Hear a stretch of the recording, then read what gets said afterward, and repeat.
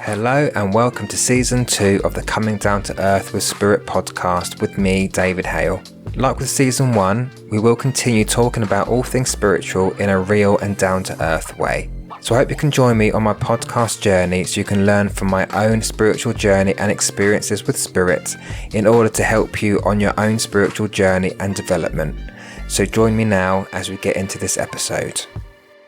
Hello everybody, I hope you're well. As always, thank you so much for listening to the podcast. I hope you have enjoyed the episode so far. But in this particular episode, it's a very special episode. It's the first time that I have interviewed a fellow psychic medium, especially for the podcast. And in this case, it's with fellow psychic medium Glenda Marie, who's based out in Australia. There will be more interview episodes to come, but until then, enjoy my interview with Glenda Marie. So, hello everybody. Thank you for listening to this podcast. And my guest for today, my first ever interviewee on my podcast is Glenda Marie, psychic medium all the way from Australia. Hello, Glenda. Hello, David. How are you, spindle legs?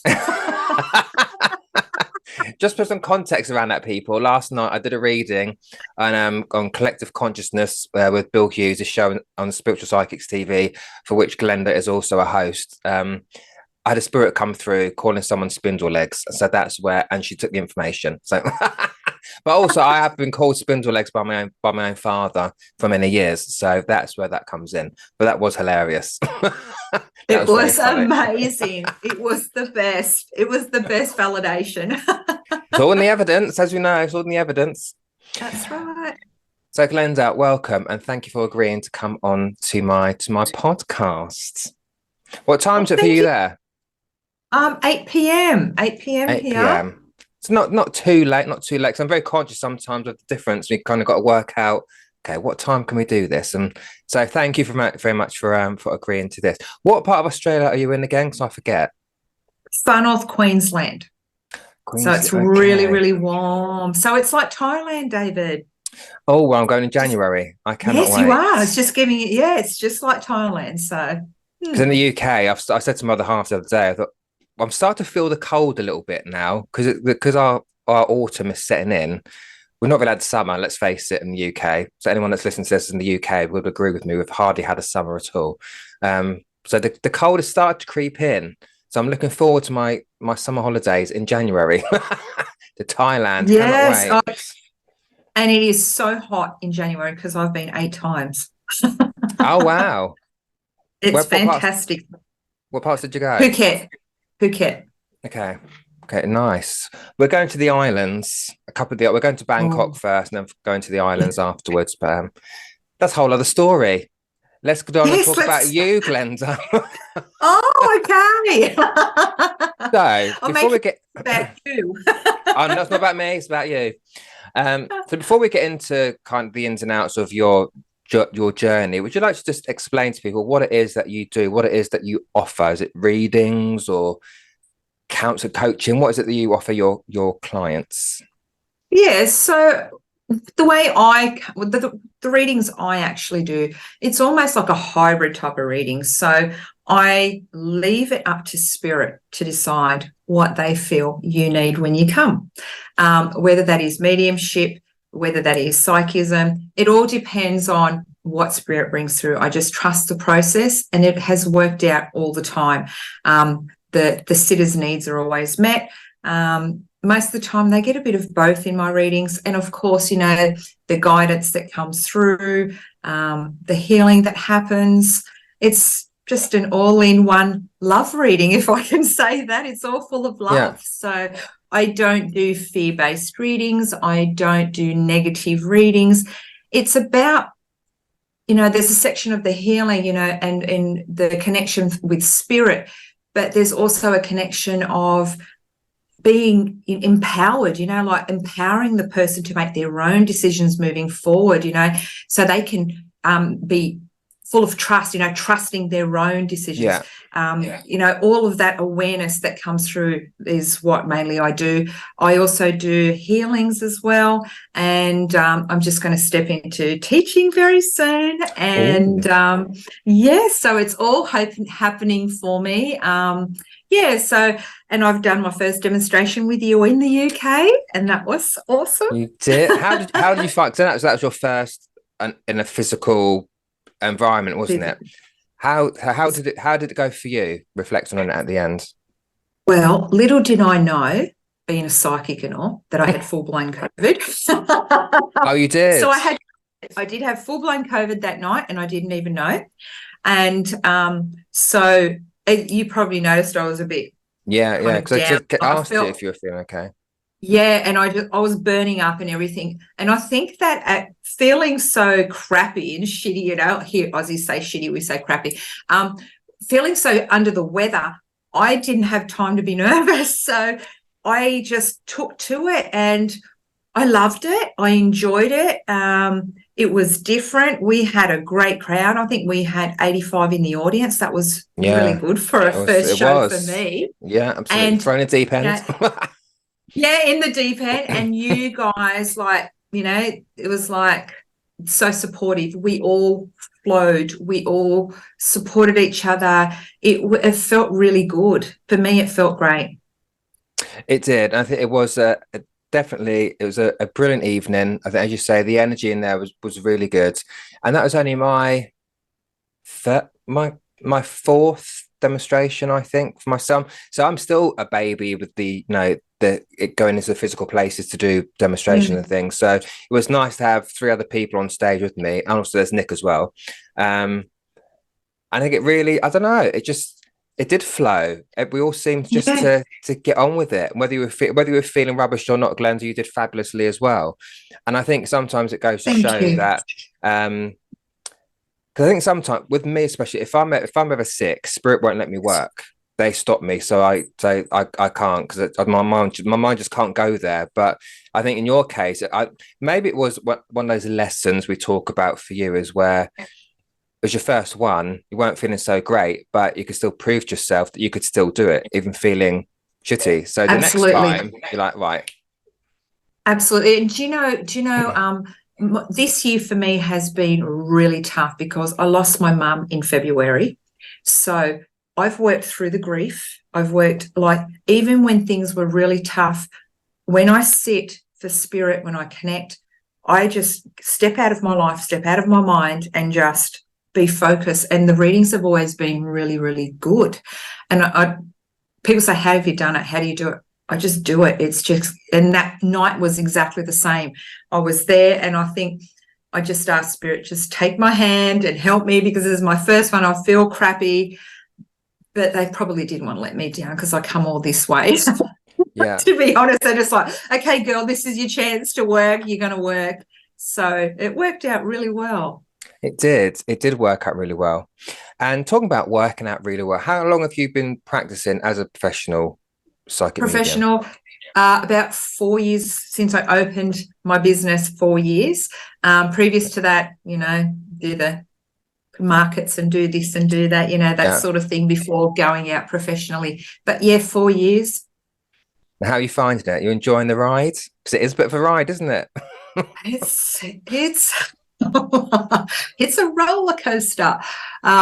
So like I said to you earlier, it can be a really, really lonely journey, especially when you don't have medium friends that you hang out with, that you Australia is so different that we don't have spiritual churches everywhere. There is spiritual churches very sparse in the place. So to go along and to be able to practice, to be able to be in, the spirit love and the healing, there's not that many places. So most of us train online. And that's why when I came over, I actually came over to study at Arthur Findlay College, and that was a great experience because all of my training has been online, and that was the actual first full-on in-person training. So, we don't have the resources over here that you do over in the UK. So 4 years, and it's like been a roller coaster, but the lessons have been good, and you can actually sit back and reflect when you do the work. Yeah. The thing is you've got to do the work. You can't be showing up online preaching to the people to do the things when you're not doing them yourself. I absolutely agree. 100%. 100%. Because there is a lot of that. You see people that do like a 6-week course, and then 6 weeks later they are training themselves, and it's like, I'm totally teaching them. So I'm like, what? They're teaching other people, and you think, okay, look, we don't want to judge, right? But it's honest. It's honest talk, and sometimes that can be dangerous because then I haven't necessarily got the experience. I always say to people, you probably are aware as well, is that this work is a journey. This is not learning the 6-week course and that's it. This is very much a process, and a lot of it is to do with yourself and working on your inner self, looking at your inner demons and what you've been through and processing that, so you can then help other people through your own experiences, trauma, whatever it is you want to do. But that takes longer than 6 weeks to do. I'm only using 6 weeks as an example, but there is a lot of that out there, to be perfectly honest, isn't there? There's way too much, and you see it so often. People come for readings, and not to kind of diminish anyone else, but it's like you see some of the damage you hear the damage that's been said, and it's almost like, no, like, I don't know how people are saying this sort of stuff. It's terrible, because you want to leave a reading uplifted. You want to leave a reading happy and content, with your heart full, your heart full of memories, all of that, not walking out thinking, she just said I'm going to die. You know what I mean? It's what are people doing these days? So it's like, 6 weeks, no, that doesn't work. To me, if you really want to step up to the plate, it's a lifelong dedication. That's the way I see it. And it's that word that you use there. It's the dedication. It's the commitment. It's the dedication. It's investing your time and energy into doing it. And that's where the development, for me personally anyway, has really happened. Where I've dedicated time outside of development groups and church circles. I've done my own work there as well, because I've been dedicated to it. That's it. But talking about your dedication and development, when did it all start for you? When did you start maybe acknowledging or realizing that you do have this connection? Was it something that just happened, or is it a conscious choice to go, right, I'm gonna look into this and train in this area? Or was it, you get a lot of these mediums who have that story of, at the age of 4, I saw a dead person stood at the end of my bed or at the top of my stairs or something. You always get that story, right? Not saying it's not true, but it just seems to be quite a popular story. How was it for you, Glenda? Okay, so yes, I was one of those super sensitive children, but I didn't go there. For me, my upbringing was very different. So my upbringing was watching my mum do tarot cards, give coffee readings, all of that sort of thing. So for me, it's a constant thing, a healer watch. It's been always in my life. And, I've always seen readings being done. But I'm the only one that did the mediumship. So that was a bit different, okay? So I stepped in the other side of it. So what triggered me to go into it more was a trauma. So through my trauma, I was sexually assaulted at work, went through all the trauma, and it was through my healing that, it was either I choose to live or I choose to go home. And through that choice, I chose to stay and fight. I chose to keep going. And through that, I realized that I couldn't do what I was doing before. Everything changed. My perspective on life changed. The way I saw things, I embraced the spirituality, the whole concept of it, because for so long I'd be just like, oh yeah, I can do the readings, I can do this, but it wasn't full. I'm going into it. This is me now. It's almost like, this saved my life. When people say, spirituality saved your life, or, spiritualism, or, whatever. For me, it really did, because I kind of had to pick what I wanted. Do I want to live or do I want to go? It came to that. So my husband said to me, what are you going to do now? I said, I don't know. I said, I just don't know, because, you know, when you're in the depths of the depression and the anxiety and all of that, you don't know what you want to do.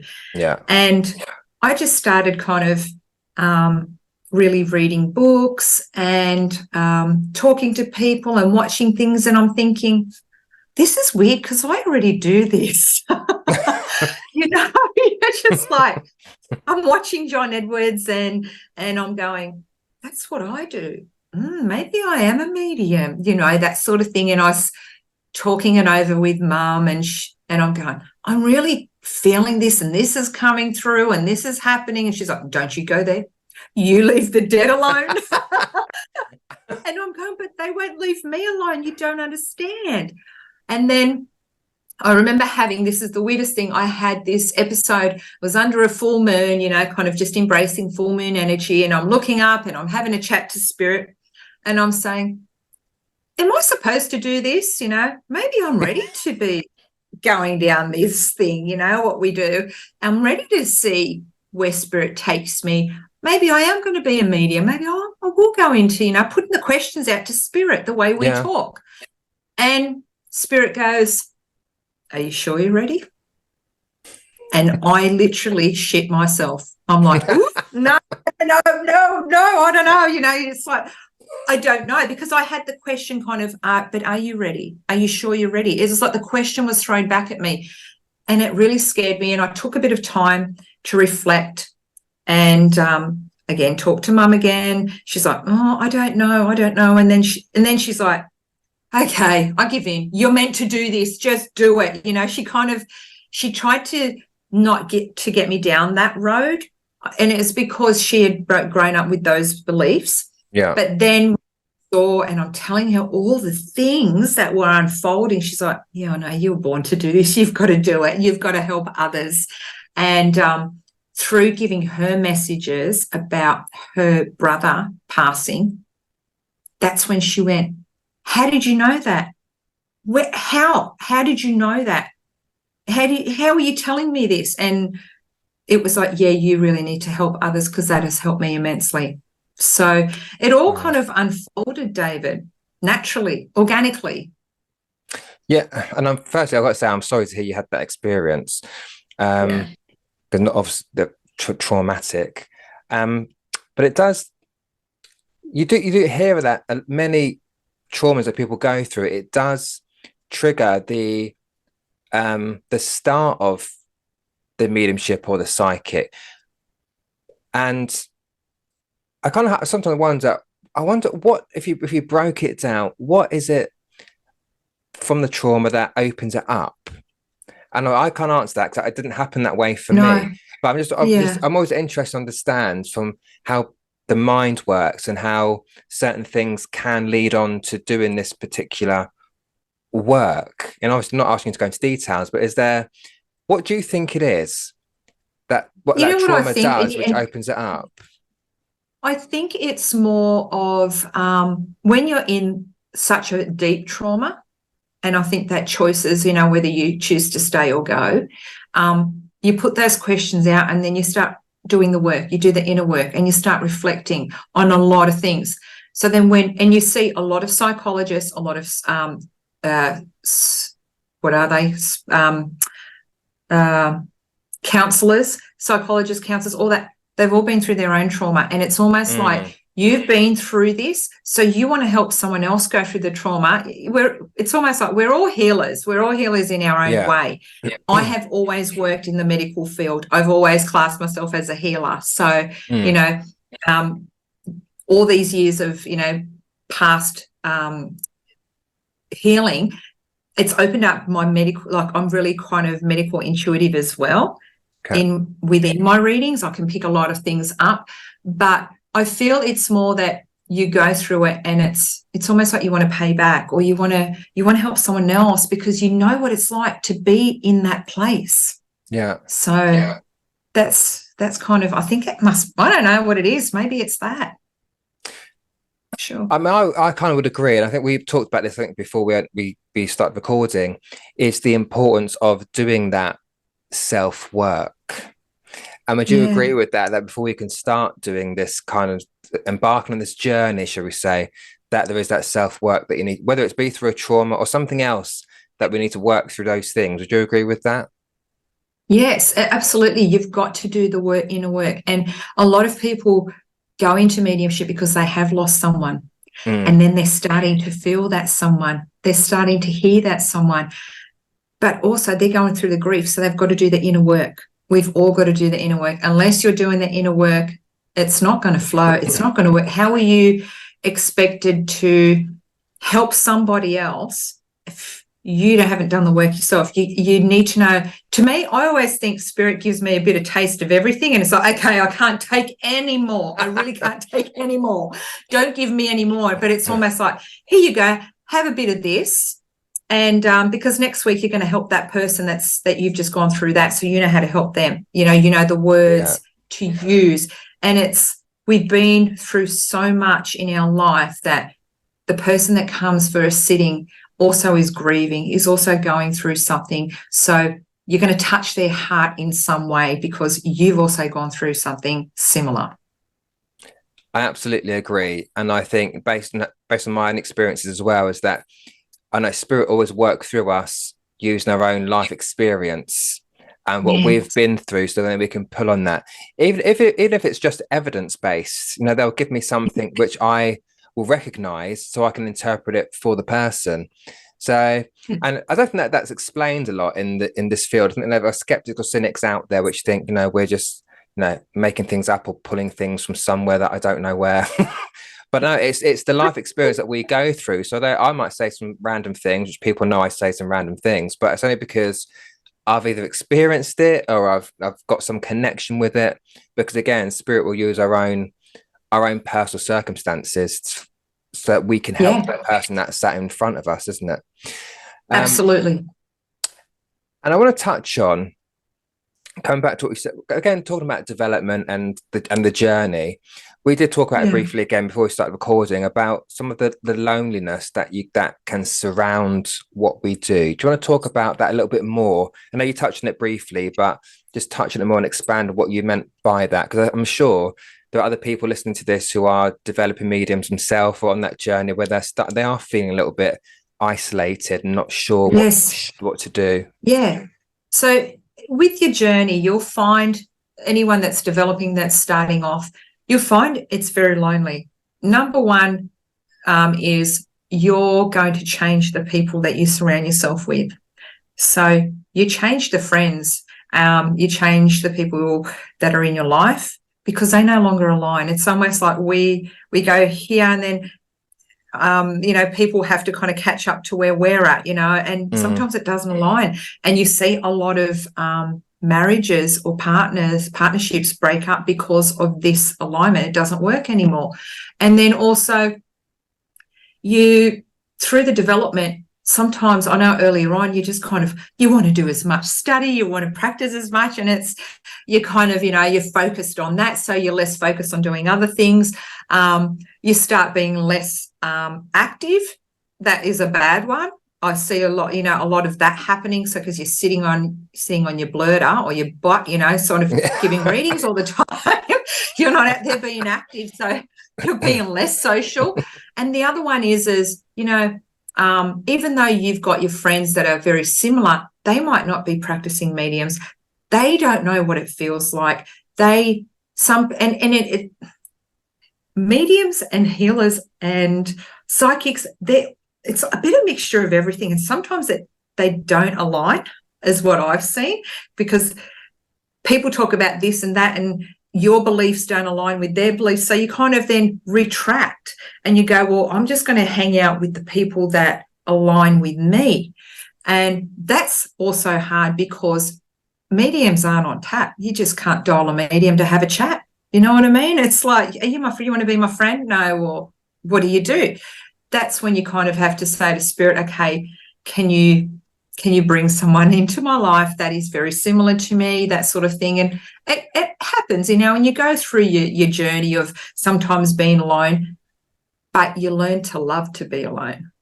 And that's what I have embraced. I love my own space. I love my own time. If I'm going out to do exercise, I love being alone when I'm doing it. So, because it's about, getting out of your head again. You just kind of want to just be out in nature and do the grounding and all that. So I don't know, some people might have a whole heap of medium friends.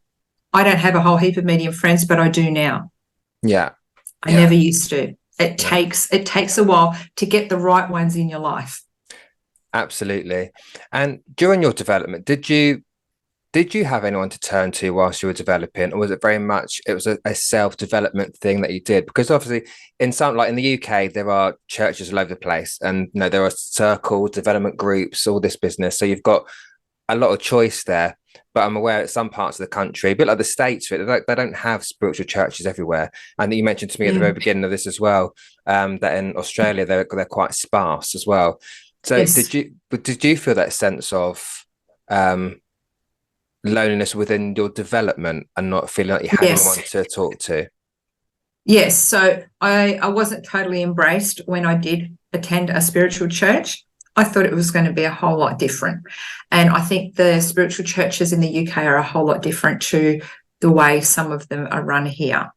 And I'm not talking for every one of them. I've only been to 2, and I believe that, they're all different. So I think it depends on who runs them and how many members they are and that sort of thing.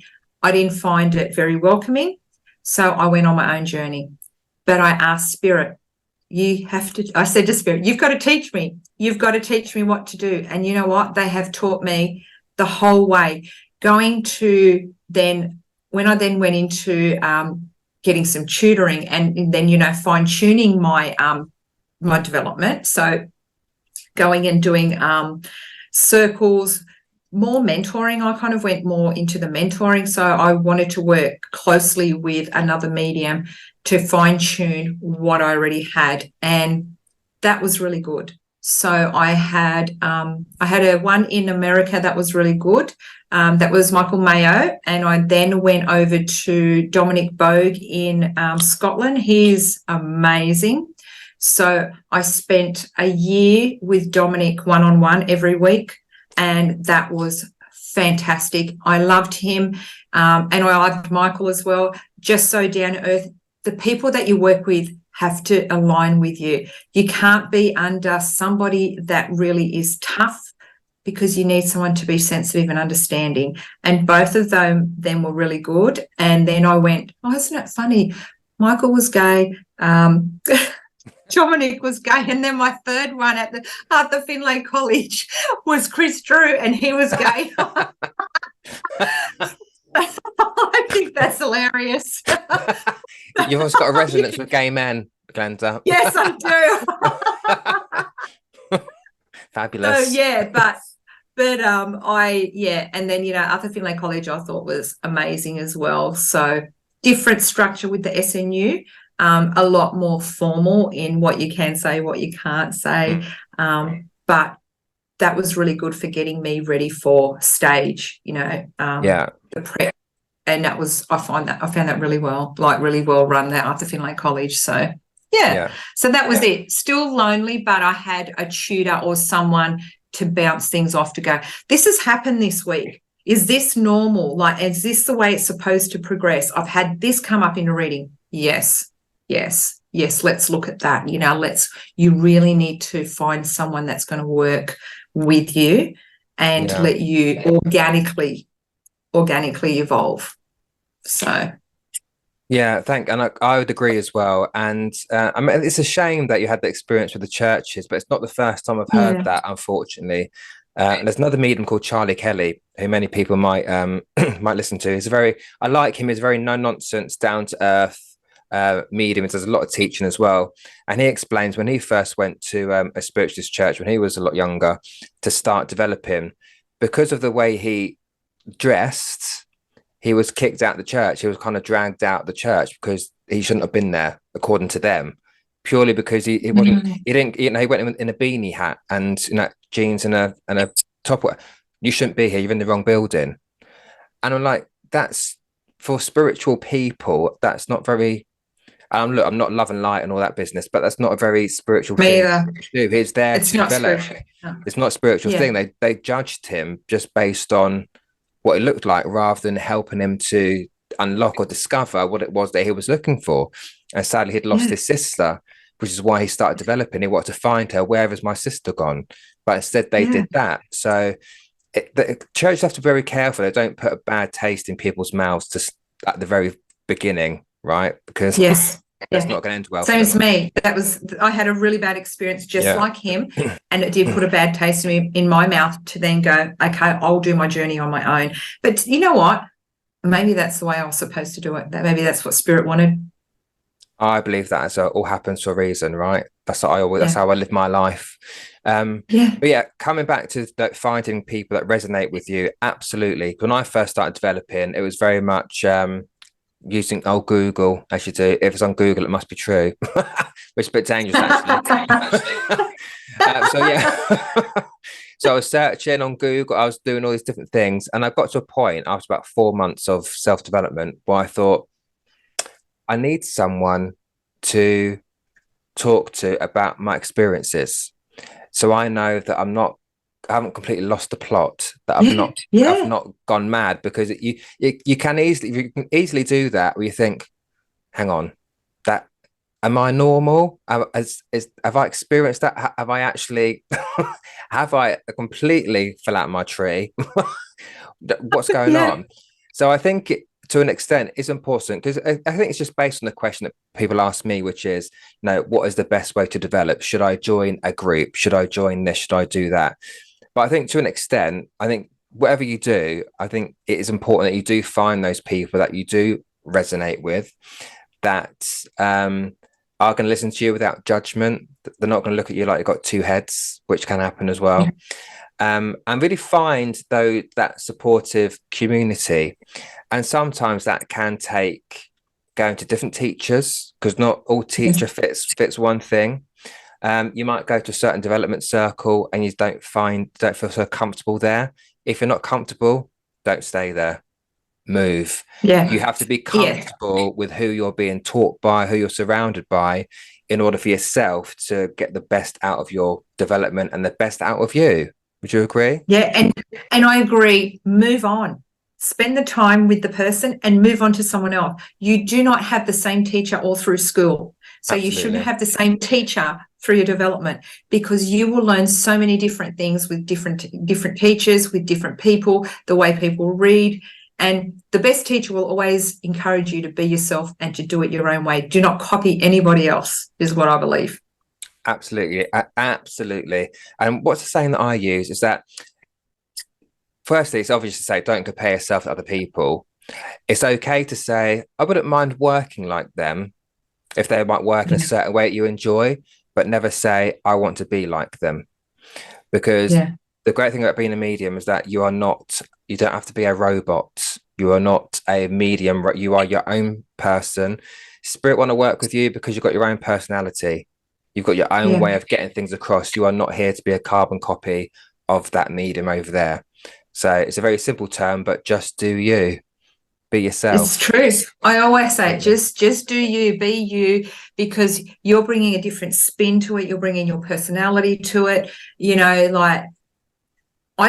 For me, I love the humor. And I'm a lot like you, Dave. Like we laugh when we carry on in our readings, and we say the most random things. Yeah.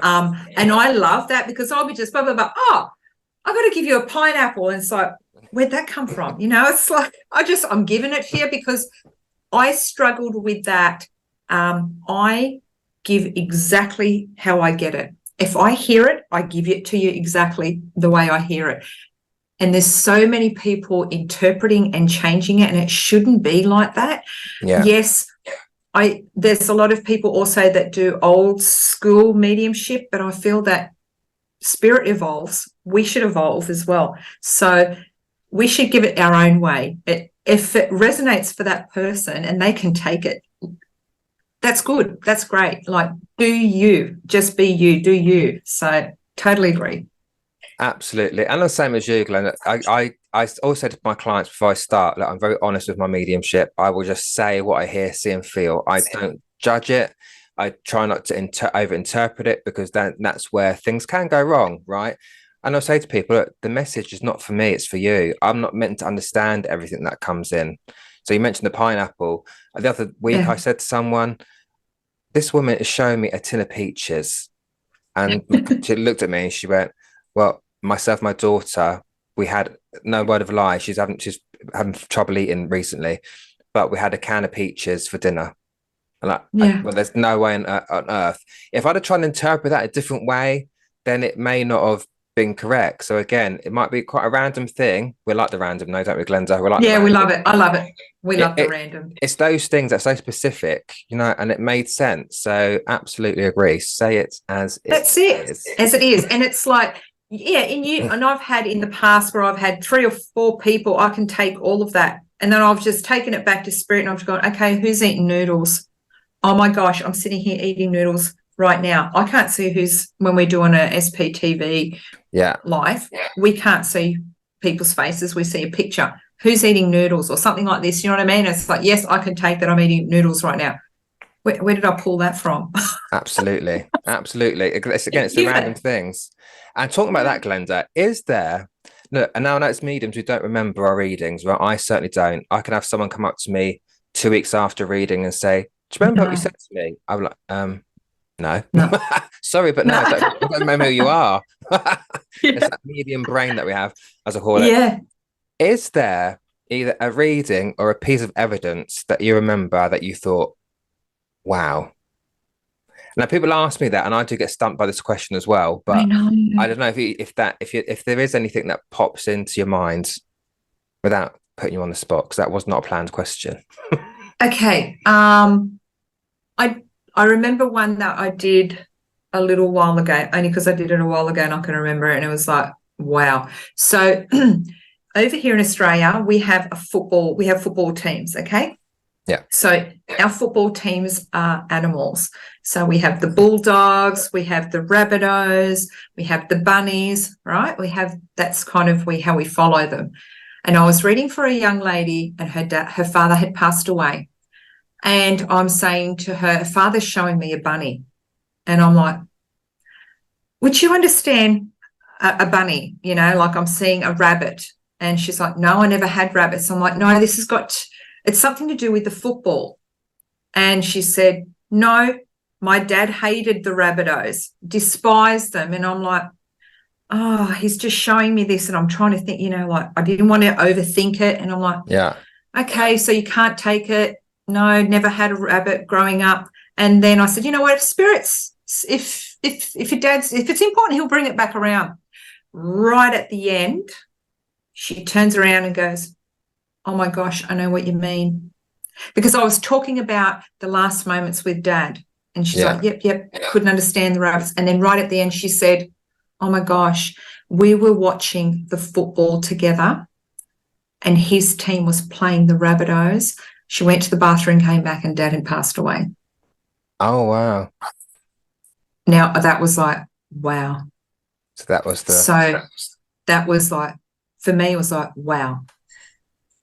Yeah. So that, I don't know, you know what I mean? Things like that where I just, wow. But, you know, then there's been other pieces of evidence, funny pieces of evidence, and I'll just go, Mum's just told me you went and had Botox yesterday. And they like, no way, I did. Oh, my God. No one knows that, you know. Things like that where you just like, oh, my gosh, because all I'm getting is this. And it's like, you just had Botox. I just did. Oh, my gosh. So, you know, random things like that where I still go, no way. That's another question I was going to ask. Do you still get surprised by the evidence that comes through? All the time. And I'm one of those, I'm so comical with my clients, and I think that's why they love me. I think it's just that, you know, we're just so different to everyone else and we're upbeat and things like that. And I'm just like, no way, get out of town. You know, yeah, like, I can't believe it. I'm the same. No, I can't believe that. I'm so shocked at some of the things. But yeah. I'm the same. Yeah. I still get mind blown, like where did that come from? But I think it's also the difference, or the impact that you've seen it have on that person's face straight away. And that's why I Yeah. love mediumship, because you've got the instant validation there.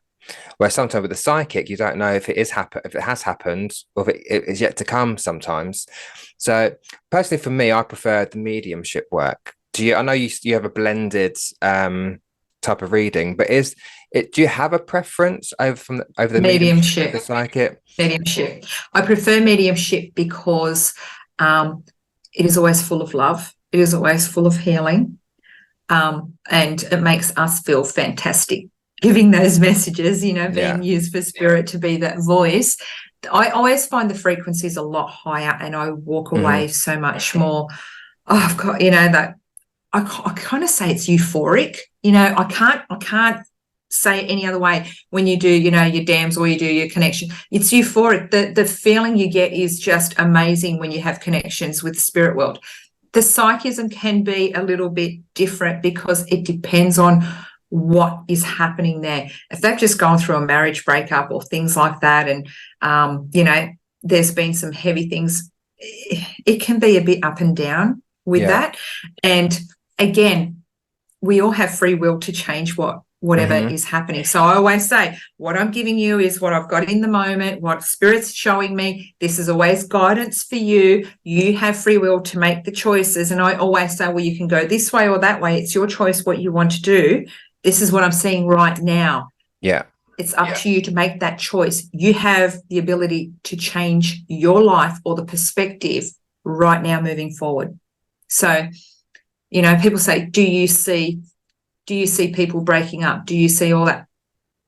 I always kind of we see a lot of things. But if you are trained properly and you have the right morals and the way that you've been trained, you shouldn't give a lot of things. It's not for you to give. But what I have found is Spirit gives it to me in a different way to say it, that later on, even I go, that's what they meant. The penny doesn't.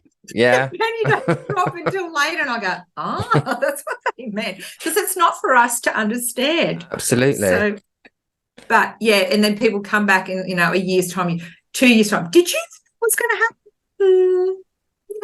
It's like, well, it's not for me to understand. I just give it. So yeah. I like the mediumship better. Yeah, no, I do as well. But no, it's true what you say. I always say to my clients as well, look, whether it's a mediumship reading, psychic reading, you have, as you said, you've got the free will. Spirit are never going to tell you what to do. It's up to you to make those decisions, because those things can make or break anything that I say to you now. Yourself or anyone else involved with you could change that decision ultimately for you. So no, I definitely agree with that. And are you are your readings online, or do you see people face to face? Online. I used to do face to face, but I prefer online. Spirit told me just before COVID was coming that there was a big change happening, and that I was supposed to work online, and I'm like, I don't do online. And they're kind of like, you're going to have to learn how to do online.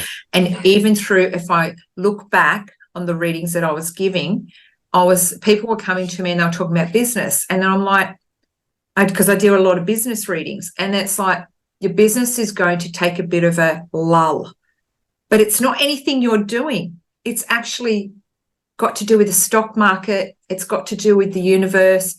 That's all they're giving me right now, but it's not going to be anything that you're doing wrong. And when I've looked back, it's like, oh my gosh, what? They were giving all the hints for what COVID was going to come. So they told me to go online, and I've actually preferred online.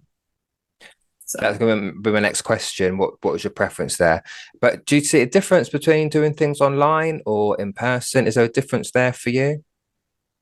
For me, not really. And people don't understand it. Energy is energy. We don't need to be in the same room. You can close down that side of the internet. I don't need to see your face. I don't need to even hear anything. I can give you a reading without even you giving me yes, no, or putting a blindfold over me. It's the connecting the energy. We connect to energy. So it doesn't matter for us, really. Absolutely. And I went through that experience. So when I first started, I started pretty much doing stuff online. I joined a spiritualist church, obviously, so I was doing things face to face, but I I was doing stuff outside the church because I wanted to develop more. I wanted to develop, I'm a bit impatient, really. I wanted to develop faster, learn things faster, experience new things rather than, just doing it a once a week circle. And I started doing my readings online in a little chat box. It wasn't any video, it was a little chat box I had on Facebook, and it was working. And so a Yeah, lot of my early beginnings was doing stuff online. So when it came to obviously COVID, so we put everything we were all banged up, weren't we? Including my yeah, church, there was no place to go to practice those readings. So the church wasn't doing anything. And it was just so interesting to see they were saying, how can we do stuff online? Like, well, how do you think Spirit don't care? As long yeah. as you get the They message, don't care. they don't care. You say it's about connection, it's about energy which travels. Um and when they started doing online services, they were like, well, that went really well. But for me, it wasn't a surprise because Yeah, again, Spirit don't care how you get the message across, whether it's in a letter, an email, a text message, whatever it might be. They know what they're doing. I always make a joke and say, look, they know what they're doing far more than I do. I'm just a puppet. absolutely. We are. That's true. Because when it comes down to it, they're dropping it in our mind. It doesn't matter where you are. Like it's Yeah. coming in here. So it doesn't matter if you're sitting across from me, sitting on top of me, or in another bloody country. It doesn't matter because it's coming. The connection is there. And Yeah. actually, at the Arthur Finlay College, we were really pushed to do the testing of how deep we could go with our mediumship without not knowing who was sitting in front of you. So it was really good. The blindfold The readings blind, and things like the that. blind mediumship. Yeah, Yeah, I yeah. love that. I loved it. It was so It can be a good. scary thing to. I've done it. It can be a scary thing to do, but it really just hones that skill in because you've got to trust what spirit are giving you. Yeah, absolutely. And you really work your clairs, your senses and Mm, everything. Because you take away one sense, your other senses become stronger. You see yeah. a lot of people that are blind, and it doesn't matter that they can't see who's in the crowd. They're still connecting. Hmm. It's this your senses, your clairs, they all open up. It's just amazing. Absolutely. And based on your trip to the Art Finley College, but also this little thing that we did together with Bill, Mincy, and Nick. I know it's, again, repeating that is your first physical demonstration. Have you got the bug for it now? Are you planning on doing more of those type of things, or can you say, or can you not Well, say? Have you got things in the well, I pipeline? have. I have. I'm just not sure kind of at the moment because I've got so many things in the works with what I'm just about to release. So I'm kind of like, I have got the bug. And was it fun? Yes. We all go, can I do that? Mm, Oh, can I do that? Oh my gosh, how many times do we say to each other, Spirit's going to show up, you're showing up, Spirit's showing up, they're never going to let you that is down. so true. I've heard that a zillion times. It's like I remember when our fairy godfather, Bill Hughes, put us on SPTV. It's like, Bill, can I do this? Of course you can. Spirit's going to show up. Yeah, Bill, can I get up on stage? Of course you can. It's like they're going to just take over. Just surrender. That word surrender. Just go with it, and they do. They just take over. You're just that vessel to mm, just open up and just tell everyone what they're saying. So I want to get back up on stage. I don't know how much fun it'll be just by myself. Like I thought it was so much fun with all of it us. was. Yeah, And absolutely. and especially with Minty throwing in the bit of difference with with the psychometry and things like that. So I'm thinking maybe I might start off with smaller groups. Like, I don't know if I'll go 85 people straight up here. Yeah, I might start off with smaller groups, but I can see yeah. spirits already, the breadcrumbs. I can see spirit already dropping the breadcrumbs for what's to come for me. So I'm going with it. So Yeah, and and I think doing a, a, a show, I call it a show, to an audience of that many people, you kind of think, and look, we're the best at giving out advice, right? That we should really be taking ourselves. Like we like you say, we'll say to people, "Oh, you'll be all right, you'll be fine in there." When actually, when it comes to doing it ourselves, we're like, "What if they don't show up?" Yeah. What if I get nothing? Yeah. Yeah. Where's the advice that I gave to other people? Why am I not taking that myself? But I think when you do that kind Yeah, of and audience, it's like you do, and you go, "Do I need to run to the toilet? Really? Have I got anything left, guys?" yeah. And then it's like, the people. It's like, I need to go sit in the power? Sit in the what? Sit in the Yeah. what? Just get in. I used to be the sitting, and I listen to your podcast all the time, and I'm like, oh God, we resonate so much. I used to be the sitting in the power meditation, but I feel that you get to a point in your meditation where you in your development that you don't need to, because we can connect bang, bang, bang straight away. And that was one of the things that, working with Dominic, he got me out of it. He was like, sitting in the what? No, you're not going to be doing that. And it's like, I like he goes, that. he is fantastic. And he's like, right, I'm putting someone on the screen. You need to just go, give me a reading. And it's like, wow, okay. There was no more sitting in the power for Glenda. I actually sit in the power when I'm really tired and I need a bit of a kick up, for myself to come back to spirit, or actually sit and kind of just talk to spirit. It's my time to sit and talk to them and connect and go, okay, where do I need to structure? I need some advice. Where do I go from here? But to sit before I do a reading, not a chance. It's like, No. I come skidding. My husband says to me, you're getting worse every day. He goes, you come skidding in that door and sit in that seat 2 minutes before you're going to get on that screen, because it's like, I don't want to get into the thought of it. I sit inside, okay, because I need the music going. I need to be pumped. I need that energy going. I don't want to be on a low when I'm connecting. I need to bring my energy up. So I loved that podcast that you did about that. That was really good. Thank you. Yeah, but it's those things you kind of learn through experience, isn't it? There is a lot of old school teaching, and I like the fact that Dominic said no, not doing that. What actually even is that? But that is taught. That is still taught to sit in your power. And I like you. I personally can't do. I get too distracted. So if I'm doing like when I did my first ever demonstration alongside Bill, I just come back quickly to the audience size. There was 90 plus people in that church for my first one, and it's like, when you do it, you kind of have to think to yourself, well, I can do 90 people odds, I can do a smaller crowd. But having said that, exactly, you still get there and you go, oh my god, how am I going to read for 4 people? What if no spirit person for those 4 people show up? So in our own head a lot of time, aren't we? But yeah, that day I couldn't sit in the power because I was a little bit nervous. I was trying to G myself up a little bit. I couldn't sit there and meditate or sit in the power because my mind just wasn't there, because there's a crowd of people out there waiting for you to come on stage, so your mind is a little bit preoccupied.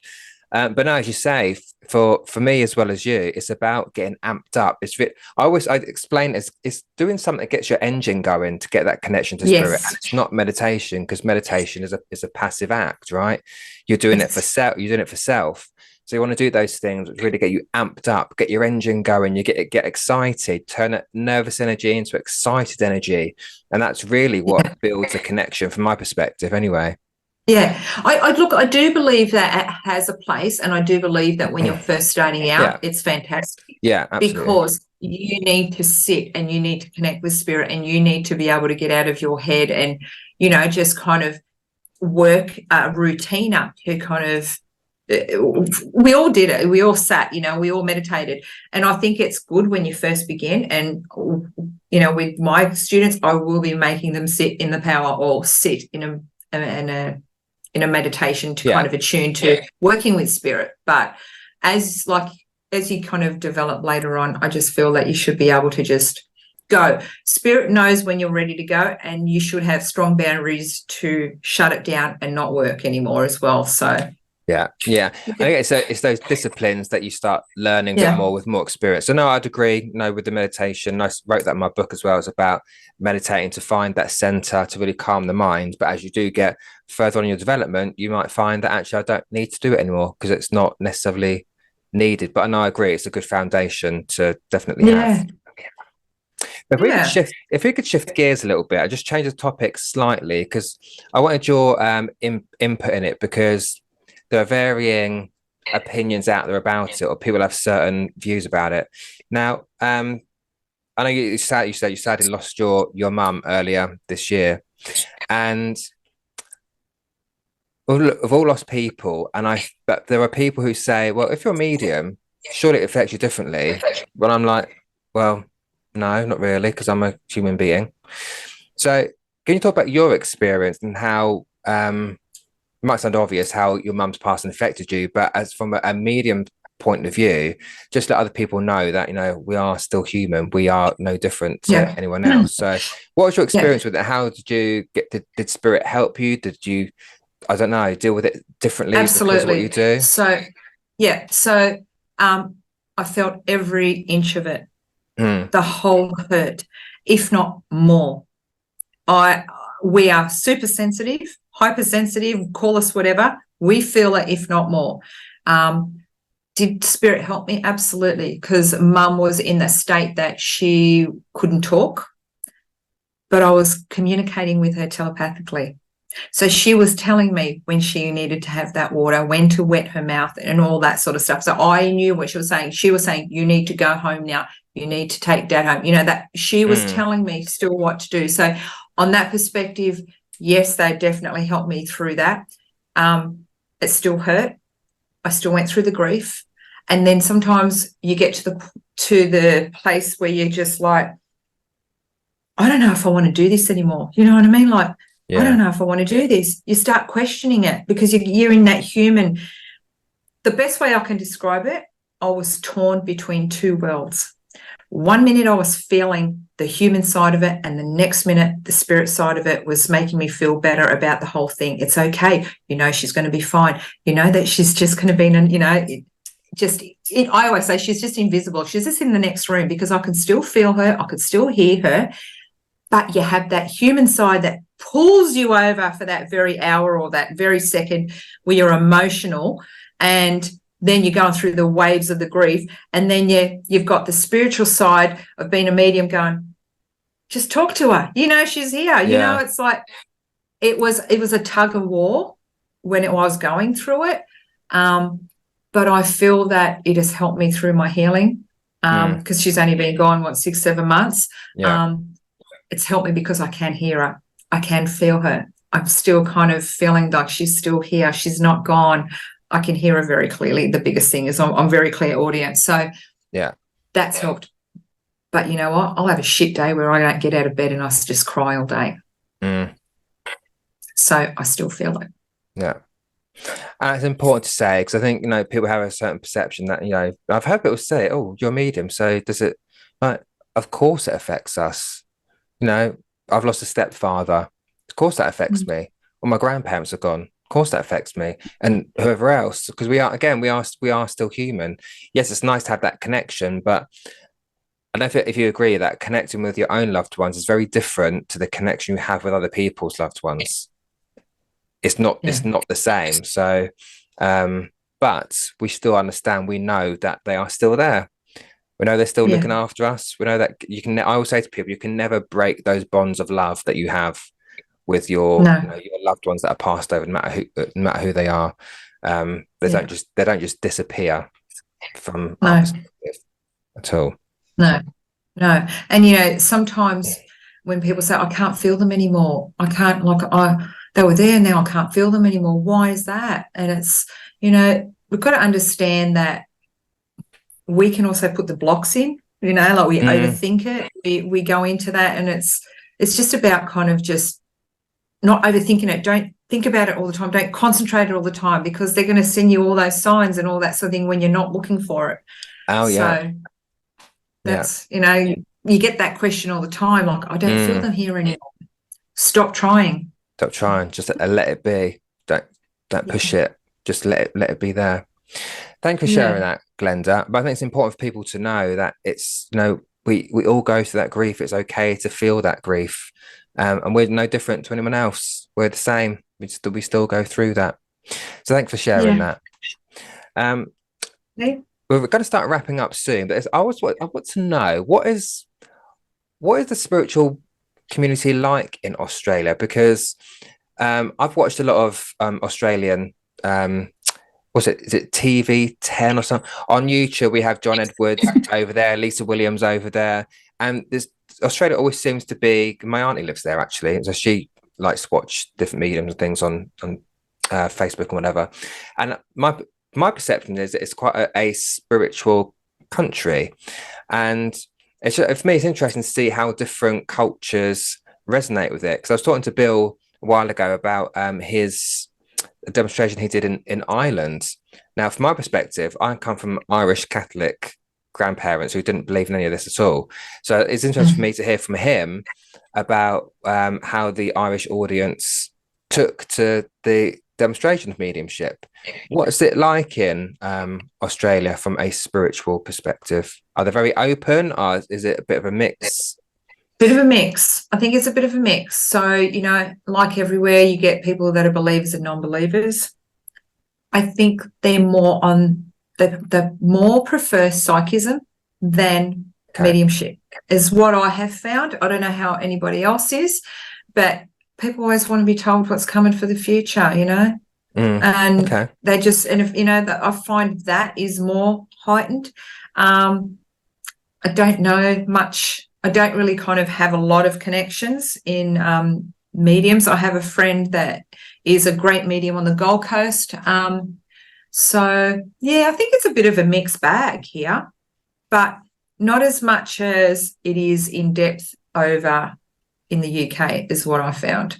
Like, I don't feel there's too much of the trance that goes on and things like that. So, yeah. Again, I think it's a bit of a mixed bag. Mixed bag of lollies. Mixed bag. Interesting. Thank you for that. I'm always interested again how different people perceive what we do. Now, if I was to ask you what has been your biggest challenge in your mediumship journey, what would you say it's been?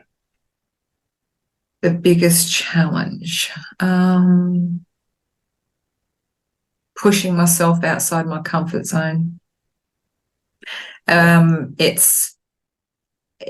We all feel it. We all know what it feels like to take that step. Yeah.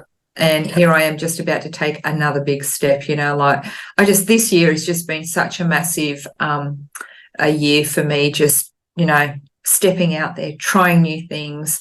And I put it down to I wasn't in the space to do it before. You know, before that I was caring for my mum and all that sort of stuff. So I feel like Spirit's gone, okay, well, we've just taken this little bit away from you. So now do it. Here you go.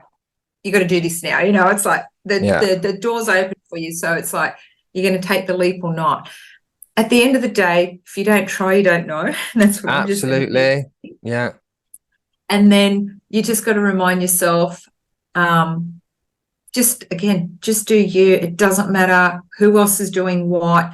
Don't align yourself with anyone else. I still get caught up in it sometimes, and I just kind of go, but I'm different. My energy is different. We're so different. And again, your clientele are your clientele. They're coming for you. Yeah. So that's what I want to remind people of. The people that come to see you, they're coming to see you because of people that have told them about you. The word of mouth has gone to them about how good you are and how gentle you were. So I always remind myself of that. So that was probably one of the biggest lessons. And the trust. It's just trust. Absolutely. And it's a small word, but it's a big importance, that trust. Trust. Go at your own pace. It's not a race. Yeah. I've been told that many a time in my journey. David, take your foot off that gas. They're not going anywhere. But yeah, absolutely. But it's funny. It's like you cannot speed up your development in any way. Yeah. Spirit will give you what you can handle at what time. Absolutely. And that also depends. It depends on your actual life as well, what you're going through in life. Absolutely agree with that. So that was your challenges. What have you enjoyed the most in your journey so far? I feel probably just the healing side of it, the watching people come in so distraught, so upset, and then leaving with a smile on their face. To be told, we don't often get, and I don't believe that we change someone's life, but people say to you, you changed my life. Yeah. And that is amazing, to watch people change after a reading, to just the transformation in the whole thing, like the whole stages of it. And you kind of look back, even though you look back 2 years ago and you go, oh my God, I was going through so much shit. How was I going to get through that? But now you go, oh, that wasn't that bad, really. I'm glad I went through that, because you've grown so much. So every stage, even though it was so bad for you and what you went through, there's lessons in all of it. So I've enjoyed looking back and kind of going, wow. And I think it's great that you do that, because we don't do that in very often. We don't do it as humans. We don't sit and we don't look at our life or look at what we've achieved that week or that month. And that's advice I was given by a tutor at the Arthur College, actually, Sally. She's called Sally Barnes, and she said, reflect, keep a journal, even if it's 6 months at a time or a month at a time or whatever, and write down, what have I learned? What have been the lessons? Because we're on this constant hamster wheel of life. We keep going and going and going.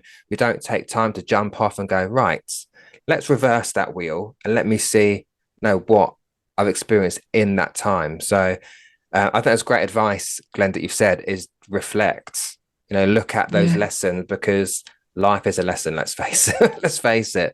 Those things we go through, they're here to teach us certain things, right? Absolutely. It's mind-boggling, and it's hard, but it's also beautiful. Yeah. So you've just got to always find the positives in every day, even though it rains and there's clouds there's also rainbows. You just got to look for those rainbows, don't you? Definitely. Well, Glenda, before we finish this, let's just talk about what have you got coming up and where can people find you? Okay, so what I've got coming up, I will be doing some in-person work, which will be, I haven't even released it and I'm releasing it now. So I'll be doing some, exclusive, listen exclusive. I will be doing I did some, a couple of months ago, I did some trance healing while my friend did some sound healing. And I really got some positive feedback on the healing that came through. So I've got myself a room. Spirit has opened the door, and I will be doing one-on-one sound. I'll be doing trance healings with a sound bath incorporated. So it's going to be fantastic, and it's going to be very, very, very gorgeous and luxurious, because I just love luxury and I've just been spending so much money. So that's one section of it, and then the next section I'm going into teaching. So I will be doing some in-person teaching, and then I'll be starting to do some online teaching as well, progressively, like through the weeks, for maybe a 4-week course or a 6-week course or something like that. And you can find me on Glenda Marie Psychic Medium, Facebook, and also Instagram. And I've opened up a TikTok account, but I'm just not good at TikTok. I just can't tic-tac, see? Tic-tac. I can't do it. I'm just not, I don't know. It's just not me. I'm trying, and I'm just like 35 followers. I just couldn't be bothered. At least you tried. I tried, so I'm just like, I'll just let it go. I'll see what happens. But yeah, that's where you can find me. So, and I'll put your links in the description of the podcast as well, so people can just find you, just copy and paste, so it's easy, right? Awesome, thank you. That's some great stuff coming up. So people, whether you're in echoed there, whether you're in Australia or not, you can be anywhere in the world with especially the online stuff. Follow Glenda. She is, I'm saying you're available, so I'm putting you out there. Glenda is available. Reach out to her. She's got lots of exciting stuff coming up. But Glenda, it has been a pleasure to talk to you today. Again, thank you very much for joining me. I'm my first ever guest on my podcast. And I'm very sure. Well, you are all special to me, my darling. Special to me. I love you too.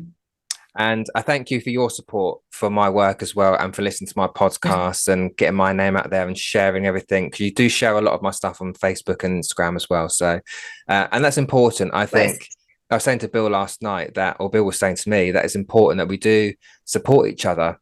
There's a lot of division in certain parts of this community, but it's important that we do support each other. We do share each other out. We know, because that's important. You don't always get that. So yeah, thank you very much for that, Glenda.